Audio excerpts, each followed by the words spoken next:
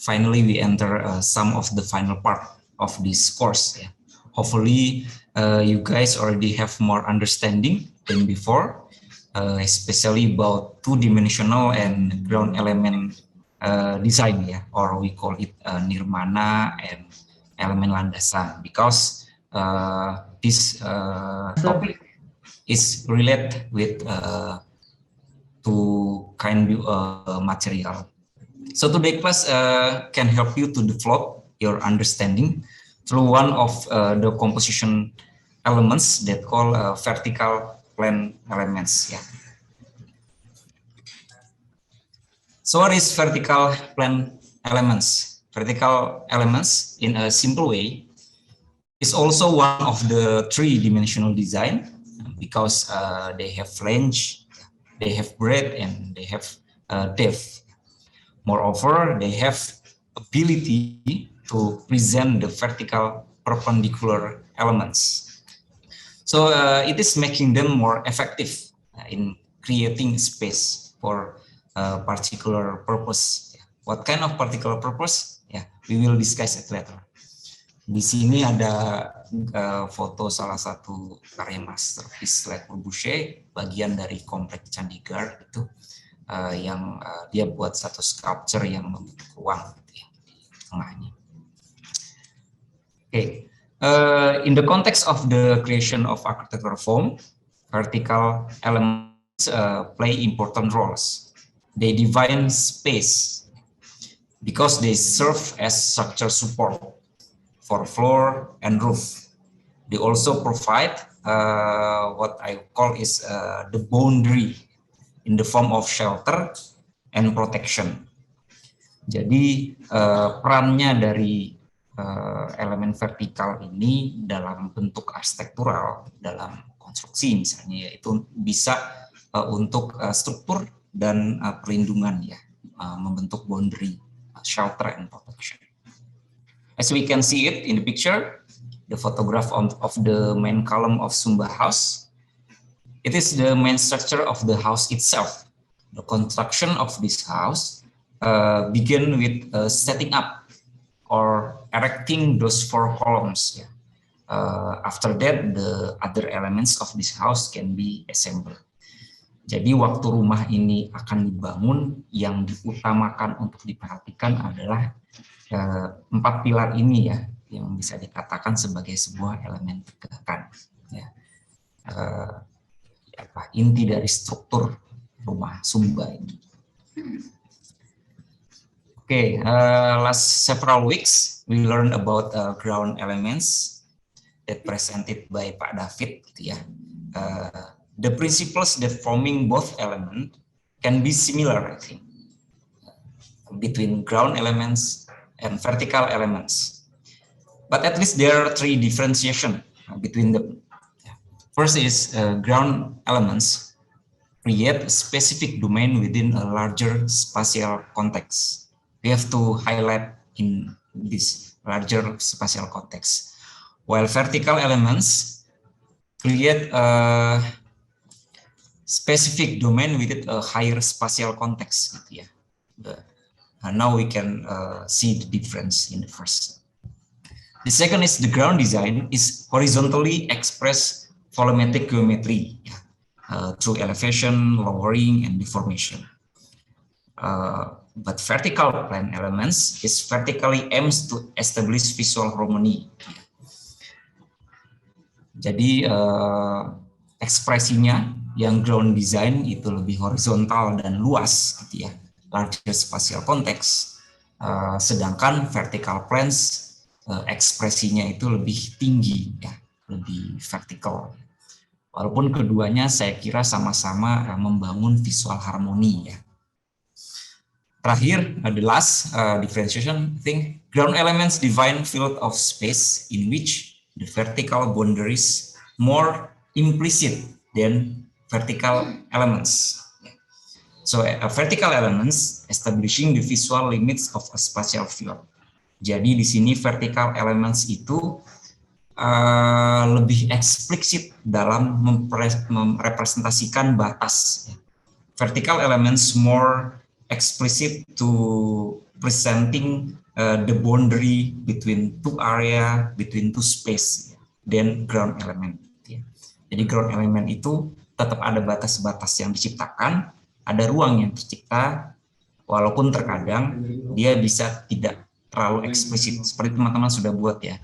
As you built before with ground elements, sometimes it not too high gitu ya, because it is a larger spatial context. Okay, then how to start to think about vertical elements? We as a designer should be capable of visualizing mentally the whole form. Saya kira ini untuk semua desain studi satu kita ya. Kita bisa punya kemampuan untuk memvisualisasikan sesuatu di imajinasi kita. The whole form ya, and then rotating it in all direction. Jadi setelah kita membayangkan satu geometri utuh, kita putar-putar tuh di imajinasi kita gitu, di segala arah gitu ya. So we can develop mentally to change one single geometry into several form. Setelah kita putar-putar, kita bisa membayangkan single geometri tersebut jadi bentuk lain ya, berubah ke bentuk lain. In order to find another possibilities of geometry from basic geometry. We should also explore the play of depth. Ya, jadi geometri itu kita bayangkan ada kedalaman. The flow of space, kita bentuk ruangnya gitu ya. Kita pahat, kita ukir geometri yang sedang kita bayangkan tadi, sehingga the flow of space-nya terbentuk. Then the impact of mass and the nature of different material. So in the first phase gitu ya, we also can imagine what kind of material that we will attach in our geometry, or the material that construct the geometry. Okay. Regarding to rotate it mentally gitu in any direction, at least the three primary direction we have to consider. In order to obtain the three dimension of an object, we must take measurement in the vertical, which goes up and down, yeah, horizontal, which goes up left and right, and then transverse direction, which goes up backward and forward. For each direction, we can institute a slate plane. Jadi setelah arah tadi yang berbentuk line, depan, belakang, kanan, kiri, atas, bawah, kita bisa membayangkan sebuah bidang yang berpatokan dari arah tadi, gitu ya, seperti di gambar. Then doubling them into these three direction in order to construct it volumetric geometry. Ya, tahap ketiganya kita duplikat gitu. Lebih maju, lebih mundur plan tadi sehingga membentuk geometri utuh. Okay. At least there are 5 techniques that can help you to create vertical elements. First of all, we can use technique serial plans. Based on this logic ya, point determine line, lines determine plane, and then plans determine a volume. To construct a geometric form, we can think how the form can be sliced up, bisa dipotong-potong at certain interval. This technique also let us to imagine first a single geometry and break it down into plane form. Then we can arrange them at certain position and direction. Jadi teman-teman bisa dengan mengawalinya membayangkan satu geometri seperti yang saya katakan sebelumnya gitu ya. Kemudian potong-potong geometri tersebut menjadi lembaran-lembaran dan beri jarak mereka ya. Bisa jaraknya sama atau jaraknya ritmik ya gitu ya. Teratur ya. Oke. When a volume is represented by a series of plane, each plane is a cross section of a volume. direction of the planes can be varied in 3 different way.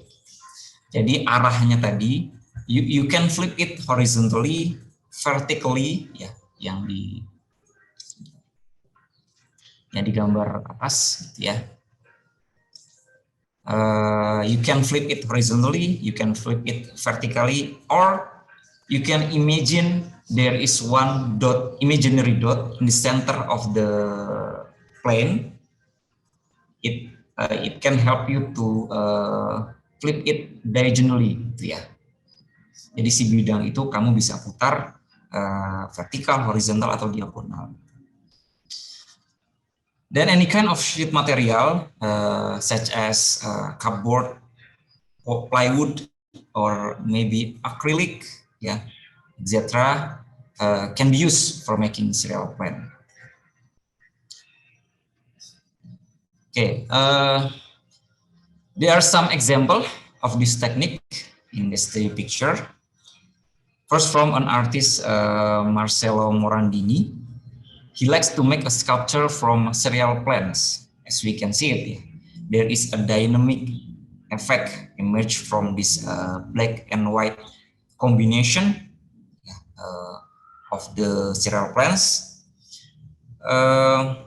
This kind of technique also is everywhere. We can also see it in nature. I give one example in pine flower. The pine flower has a basic cone geometry. Jadi dia pada dasarnya bentuknya adalah cone, gitu ya, kerucut. This cone geometry formed by composition of its petals, kelopaknya ya. Kelopaknya berada di posisi tertentu, itu mengarah ke arah tertentu sehingga membentuk geometri cone utuh. On the last picture, we can see the facade of Austrian National University that present techniques also. Jadi teknik ini sangat applicable juga untuk pembentukan misalnya fasad bangunan Anda, gitu ya, desain bangunan. Dari potongan lembaran-lembaran disusun sehingga ada elemen lain yang tercipta, jendela misalnya, balkon, or entrance.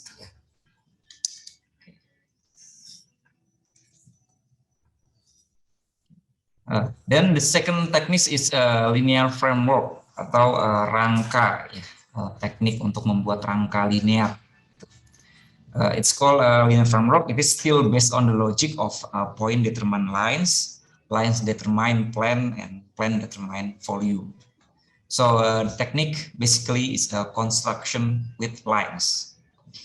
Each edge of the form is transformed into linear material, which mark the border of the faces and form the vertices where they join. Masih sama, kita membayangkan satu geometri utuh yang dimana sebuah geometri pastinya dibentuk oleh garis-garis.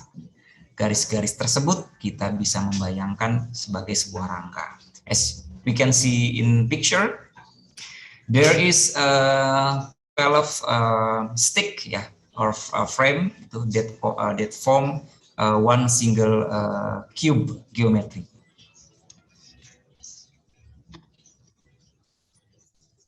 Okay, in any geometry form, there are always more edges than faces, or more lines than face, gitu ya.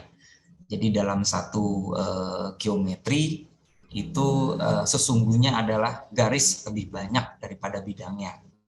Sebagai contoh sederhana, kalau kita mau menggambar persegi atau persegi panjang, gitu kan, kita memulainya dengan garis boundary-nya dulu.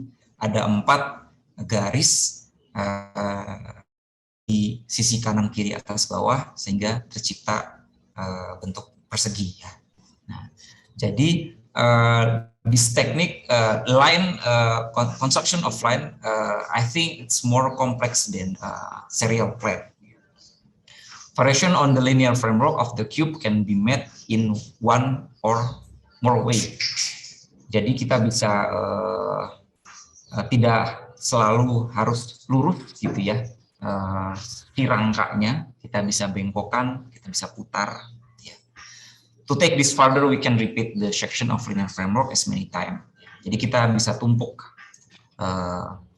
unit-unit cell ya. Nanti ada teknik selanjutnya yang disusun dalam rangkaian tertentu gitu. And you can bend it or twisting it gitu ya, to change the form.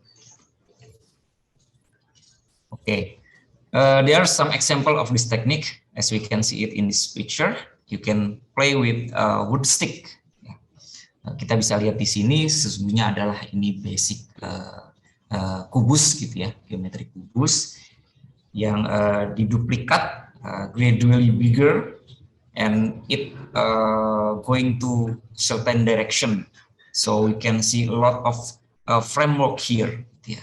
Jadi semakin kompleks, jadi semakin terlihat atraktif gitu ya, dengan cara yang sesungguhnya sederhana gitu ya.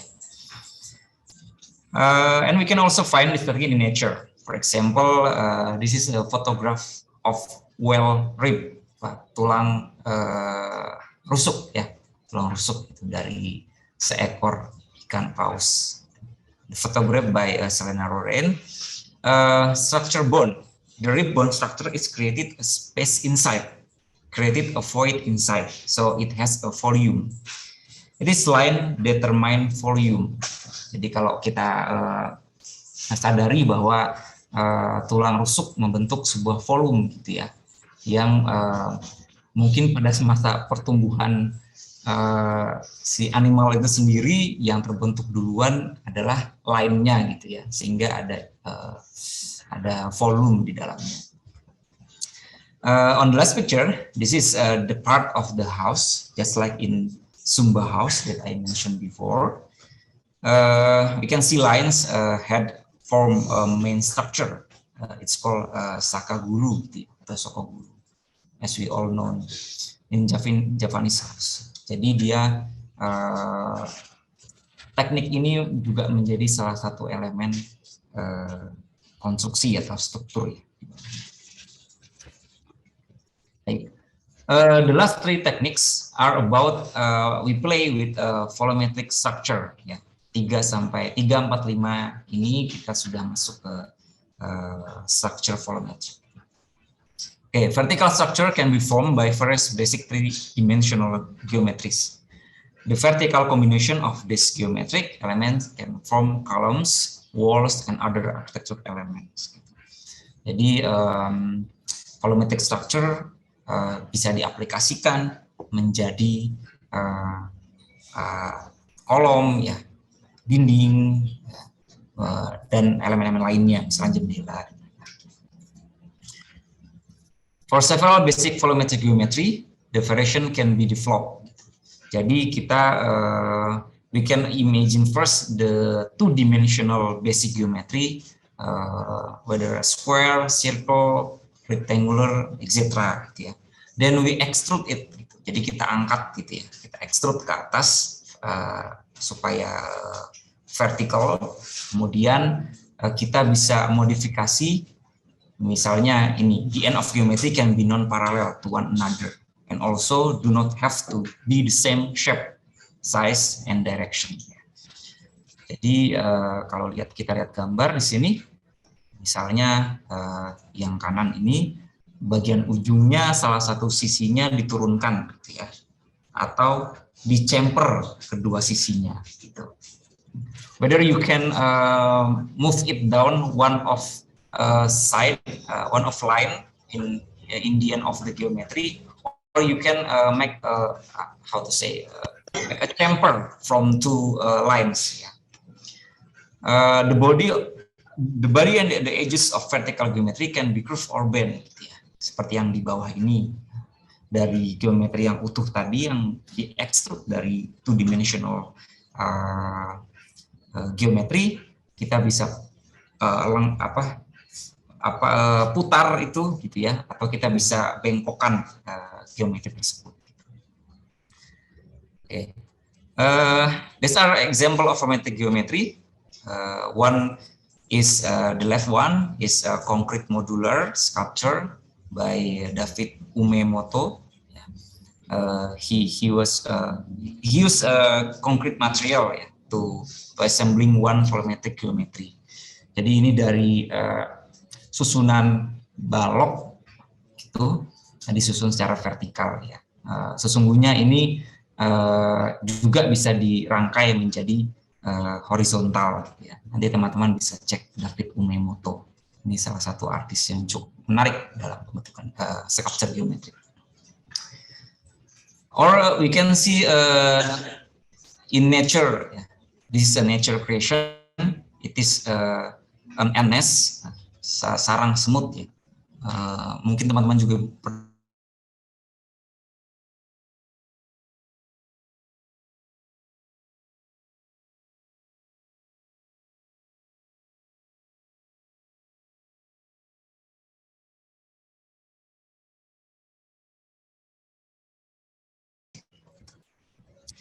or the last picture is an artwork by a designer and an architect, gitu ya, that attach their work attached in one of building work by MVRDV, arsitek Belanda ya.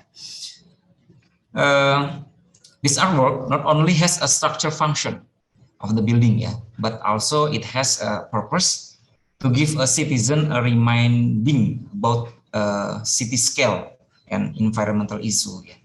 So this is a campaign through a vertical elements. Jadi apa yang kita lakukan di D1 ini punya value lebih lagi gitu ya di karya seni dari desainer dan arsitek Poland ini. Gitu. Mereka ingin menyampaikan sebuah isu lingkungan. This artwork made by wood but they want to represent plastic issue. Ya, jadi dengan artwork ini dia bercerita tentang penggunaan plastik yang berlebihan. Anyway, we back to the vertical element. The fourth technique. It's called spatial cells, yeah, and unit form. All formal two-dimensional structure can become vertical planes structure with the addition of some depth, ya, ada kedalaman, and the structure subdivision can be made into spatial cell. Jadi prinsipnya adalah first we have to make a cells unit form ya, satu satuan terkecilnya dulu gitu ya, karena teknik ini adalah menyusun unit gitu sehingga menjadi elemen vertikal gitu ya. The greater quality can be achieved by modification of spatial cell. Jadi sebelum kita rangkai mungkin kita bisa modifikasi dulu sel terkecil tersebut gitu ya. Misalnya tadi dari basic geometry kubus misalnya ya, atau balok, kita beli rongga, you can give void inside the cube. And maybe you can put some other elements inside there. For example, in here you can see there is another planes geometry yeah, that it attached inside of the geometry. So there is a lot of element you can choose something like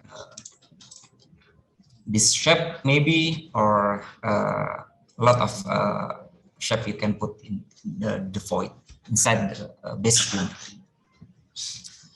Okay.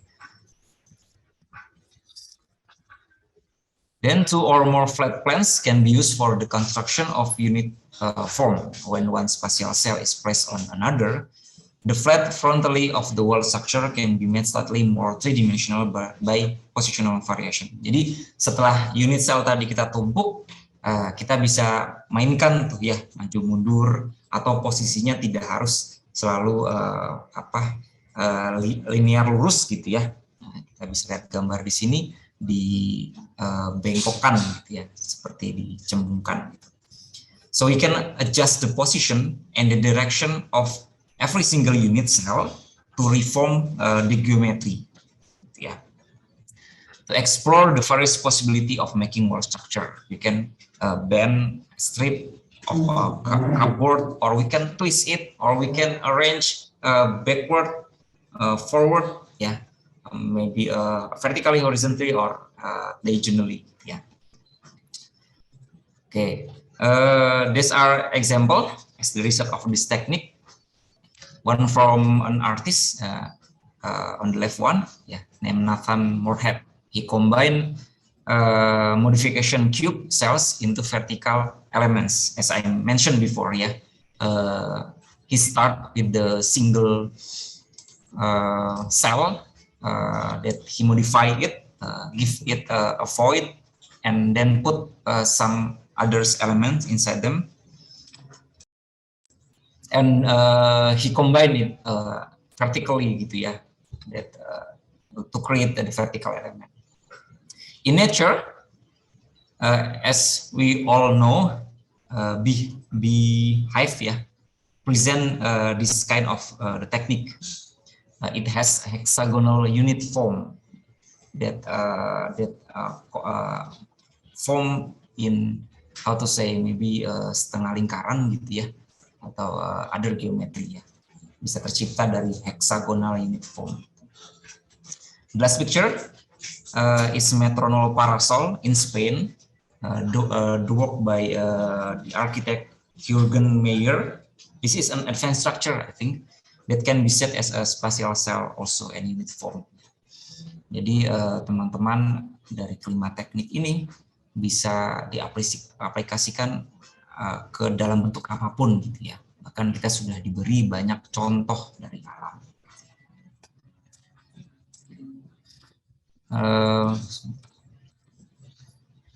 Last but not least, it is fifth technique. This is a treatment of the ends, edges, and faces. And edges and faces of the volumetric geometry can all be treated in special ways. Jadi teknik ini adalah masih berhubungan dengan volumetric structure tadi. Kita modifikasi dalam 3 cara, gitu ya, sekaligus. Gitu. Pertama, teman bisa dilihat sebelah kiri, misalnya kita lakukan modifikasi di ujung-ujungnya, the ends of the geometry, in the top or in the bottom of the geometry. Gitu ya. We can make a small space or small void in the middle of the geometry, in the end of the geometry, bisa bentuknya persegi, bisa bentuknya segitiga, gitu ya. Banyak banget yang bisa kita ciptakan di tengah-tengahnya. Atau kita bisa sobek, or we can pull it down, gitu ya. One or two side gitu, kita robek itu ke bawah, gitu ya, membentuk space gitu ya di dalamnya. Atau kita bisa potong ujungnya, kita bisa kita bisa pahat gitu ya ujungnya dan lain. Ini terakhir ini kita bisa lihat, we can see in the last example of the treatment of the ends, they adding some another geometry gitu ya, whether it's bigger or it's smaller. In the middle one, you can see the treatment of the edges. Jadi ini modifikasi di sudut-sudutnya, di tepian dari geometri tersebut. Bisa bermacam-macam caranya ya, bisa diukir, bisa dipahat, atau kita coak gitu ya, dengan berbagai bentuk ya, tergantung tools juga yang teman-teman bisa pakai ya. Jadi teman-teman bisa membayangkan satu material, mungkin kayu atau clay padat gitu ya, kemudian cari tools yang bentuknya berbeda-beda, ada yang bentuknya mungkin seperti cup bulat gitu ya, atau seperti triangle gitu ya. So you can use variant tools to make the edges to present another geometry in the edges. In the right one, it is treatment of the faces. Jadi ya, kita di sini bermain dalam permukaannya, bukan lagi di ujung, di pinggiran atau ya di pinggiran gitu ya, tapi di tengah-tengahnya gitu ya, in the middle of the geometry. Kita bisa lubangi, kita bisa tambahkan geometri lainnya, ataupun kita bisa sobek ya, bisa kita ambil atau kita bisa sisakan gitu ya, sobekannya. Okay, this is the example of fifth technique, I guess. The left one made by Wu Xizhuang himself. He modified the faces of the geometry. Gitu. Jadi di sini Wu Xizhuang melakukan modifikasi facesnya ya, wajahnya dari geometri. Sehingga hadirlah sebuah geometri lain gitu, di tengah geometri dasarnya. In the middle one is the object in nature. We call it cactus ya. It is also has a strong modification of faces. Jadi permukaannya juga adalah teknik treatment gitu ya. Kalau kita membayangkan creature-nya membuat kaktus gitu ya, teknik ini mungkin bisa merepresentasikan caranya untuk membentuk ulir-ulir dalam kaktus. On the right one, it is the architectural works by the great Charles Correa in India. He modified the edges of the building to get windows or some terrace, gitu ya. Jadi di sini Charles Correa melakukan treatment di edges-nya ya, di tepiannya, itu di sudutnya. Okay, that was 5 technique you can use to form vertical planes elements or vertical geometry. Maybe from here, any question from student before we will going to another chapter. Maybe from student or lecturer or tutor, please feel free to ask. Mungkin dari Pak Galih. Okay, I'm sorry, I cannot give any comments yet, but maybe from the students or maybe the other lecturers. So Pak Faiz, maybe the one a simple question before you can continue with the discussions. What we supposed to do with these 5 techniques? Can we mix it up, or should student or us use just one of it? I mean, there is 5 kind of techniques. Can we do it together, or all of them, like 5 techniques in one project, or should we choose one or maybe 2 in order to make the design through this kind of techniques? What do you think, Pak Faiz? Thank you for the question, Pak Gali. I think we can do both, yeah. Whether we can choose 1 or 2, or we can combine kelima-limanya gitu ya, the 5 technique ya. Asalkan ya itu ekspresi yang ingin kita tunjukkan seperti apa gitu. What kind of expression or the main concept of your vertical elements gitu. So we can do both, I think. Whether you choose one of the technique, or you combine 2 or 3, or maybe you can use all of techniques in one object. Yeah. And it's depend also depend on the material. So I mean, like it's not all a material can treat by every technique ya. Misalnya kita pakai stick kayu gitu. Mungkin material itu memang paling baik dipakai teknik kedua tadi ya, linear framework gitu.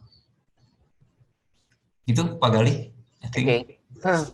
Yeah, hopefully that can spark another question later on after you continue with the presentation, Pak Faiz. Please, Pak Faiz. Okay, thank you Pak Gali. Maybe I will continue the last part. Yeah. Okay, now we can talk about the space ya. Sebelumnya kita bicara tentang form ya, tentang bentuknya saja gitu ya. Vertical planes elements also defining space. At least there is 5 point I want to talk here. First, vertical linear elements. Vertical linear elements establish a point on the ground plane. Jadi kita bisa membayangkan ada titik titik fokus gitu ya di ground element Anda ya. Kemudian this point also we can extrude it vertically gitu ya, become one vertical plane elements. A vertical linear elements such as column, obelix, or chord establish a cue for human visual perception to believe that a volume of space is present. Sebagai contoh mudah mungkin kita bisa membayangkan di satu kota yang besar terdapat satu high rise tower gitu ya, yang bisa menandakan atau memberikan kita patokan gitu ya dari sebuah kota yang luas.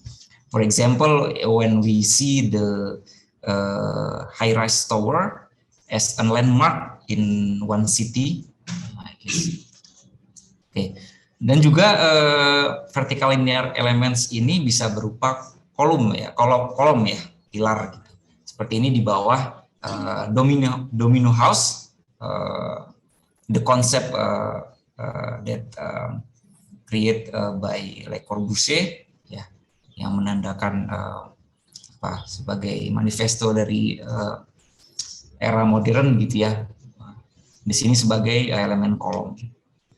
The second is single vertical elements. Kalau tadi berupa kolom, it is a vertical plane that has frontal qualities. These two surface or faces front on and establish the edges of the separate and distinct spatial field. Jadi single vertical element sudah mulai membuat sebuah batas dari ruang ke ruang, dari area ke area lain. Di bawah ini karyanya Mies van der Rohe, ya, sebuah rumah. We can see in this picture. There is two single vertical elements that defining a house, ya, defining a space. Okay, the third configuration is L shape, ya, basicnya dari single element tadi ya, single element configuration tadi. Tapi dalam bentuk L ya, L shape configuration of vertical planes defines a field of space along a diagonal from its corner outward. Jadi dia dimulai dari sudut gitu ya. Ini di bawah juga ada salah satu contoh penerapan atau aplikasi L-shape configuration. This is in one of work frame right. Yeah, as we can see here, every space it's formed by L-shape configuration. Yeah, you can see here, there is here, over here. Yeah. So building form can have an L-shaped configuration and be subject to the following things. The fourth point is parallel planes. Parallel planes are established by the vertical edges of the planes, give the space a strong directional quality. Jadi disusun dua single vertikal gitu, disusun face to face, saling berhadapan ya, sehingga membentuk spasial yang bertujuan misalnya untuk mengarahkan ya. Kita biasa melihat di koridor atau di pathway gitu ya. Oh sorry, I think there is a typo here.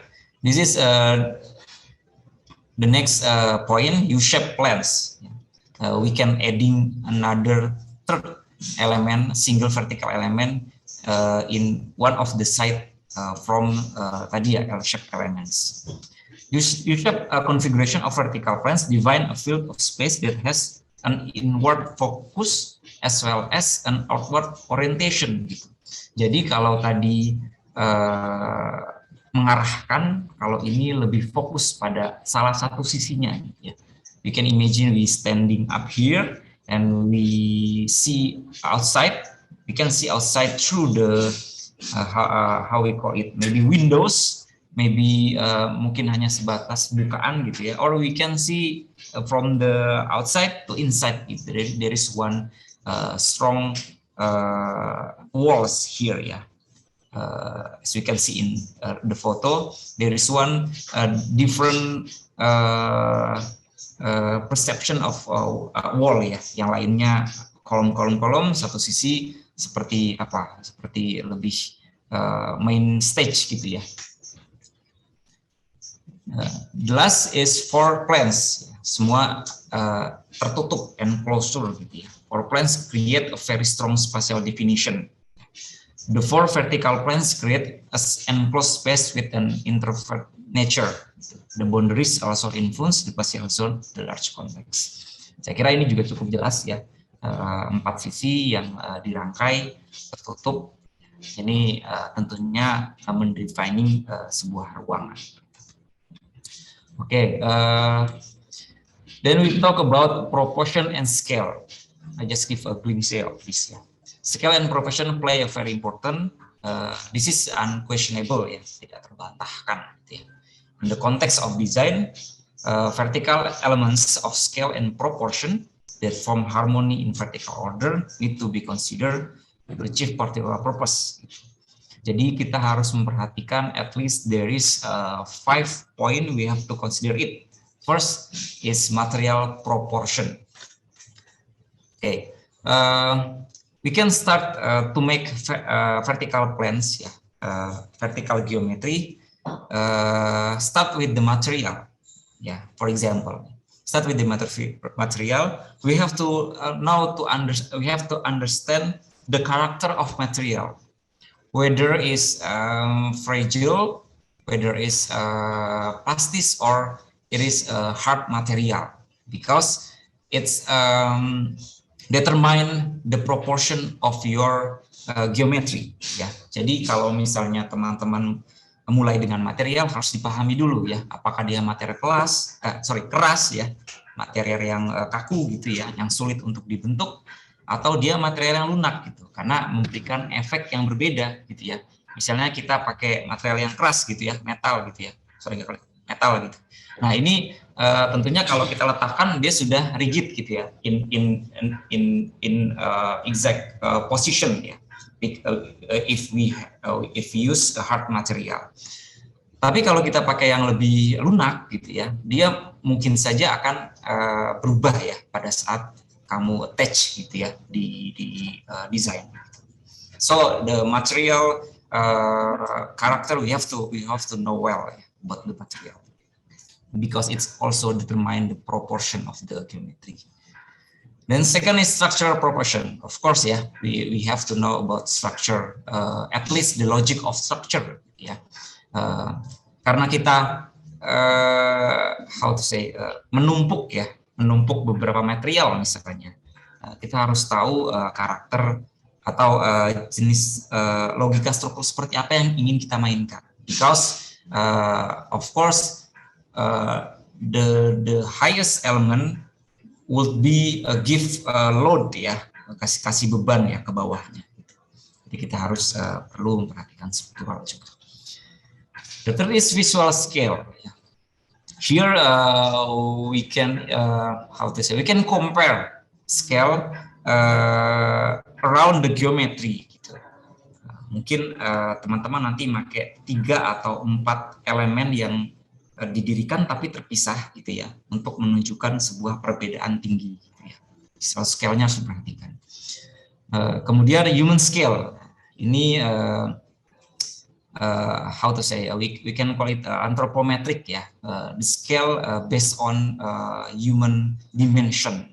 So we can also use our dimension or body dimension. For example, maybe we can use jengkal gitu ya, depa gitu, atau tinggi kita juga gitu, untuk mengukur sculpture kita atau desain kita. The last is color comparison. Nah, kalau di sini mungkin mengkomparasikan dengan hal lain gitu ya. For example, one big vertical element. It looks similar with one high-rise building gitu ya, one high-rise building.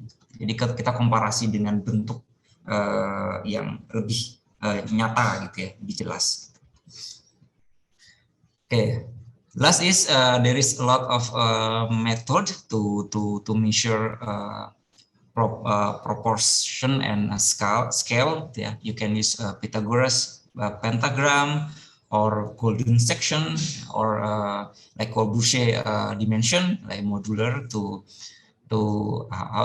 reach a certain proportion that you have to build. Yeah, there are a lot of another method like Fibonacci numbers, Euclidean ratio, and etc.